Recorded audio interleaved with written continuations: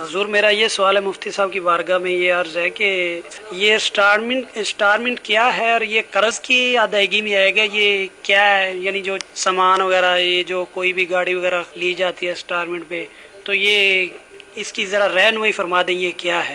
یہ کیا درست ہے؟ یہ جائز ہے؟ انسٹالمنٹ یا قسطوں پر جو خریداری ہے تو خرید و فروخت ہی، شرعی اعتبار سے بے ہی ہے کہ خرید و فروخت ہی ایک چیز کی ہو رہی ہوتی ہے۔ اب اس میں یہ ہے کہ عموماً ہمارے ہاں یعنی ادھار ایک ہوتی ہے نقد بے اور ایک ہوتی ہے ادھار۔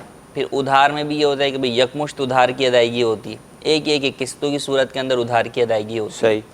تو اب اس میں یہ ہے کہ عمومی طور پہ ہمارے ہاں جو قسطوں کا نظام چل نکلا ہے بہت ساری چیزوں سے متعلق، اس میں یہ ہوتا ہے کہ آپ جب کوئی چیز خریدنے جاتے ہیں تو اولاً وہ دو قیمتیں بتا دیتے ہیں کہ بھئی اگر آپ کیش میں لیں گے تو اس کی قیمت مثلاً 5,000 ہے، اور اگر آپ ادھار میں قسطوں پہ انسٹالمنٹ پر لیتے ہیں تو اس کی قیمت 7,000 روپے ہے، اور آپ کو ہر مہینہ جو ہے وہ دو قسطیں دینی ہوں گی 2,000 روپے، اور جو ہے وہ 1,000 روپے ایڈوانس دینا ہوگا۔ تو اب اگر خریدتے وقت یہ طے کر لیں کہ اس چیز کی قیمت جو ہے وہ 7,000 روپے ہے اور اس کی ادائیگی ہم اس طریقے سے کریں گے، تو اس میں شرعاً کوئی حرج نہیں ہے۔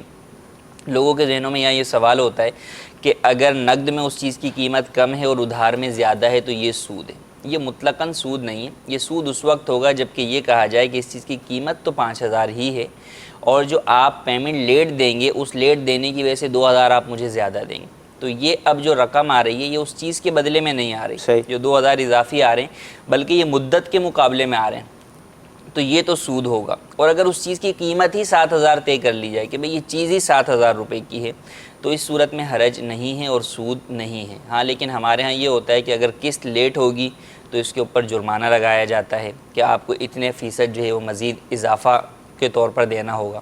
اسی طریقے سے اگر قسط ادا نہیں کی تو یہ طے ہوتا ہے کہ آپ کی چیز ہم ضبط کر لیں گے، واپس لے لیں گے۔ تو اس طرح کی جو دیگر ناجائز شرائط ہیں وہ انسٹالمنٹ کے سودے کو ناجائز کر دیتی ہیں اور اس کی شرعاً اجازت نہیں رہتی۔ عمومی طور پر یہ شرائط موجود ہی ہوتی ہیں۔ اگر کوئی ان شرائط سے پاک جو ہے وہ انسٹالمنٹ پر کوئی چیز خریدے تو اس میں شرعاً کوئی قباحت نہیں۔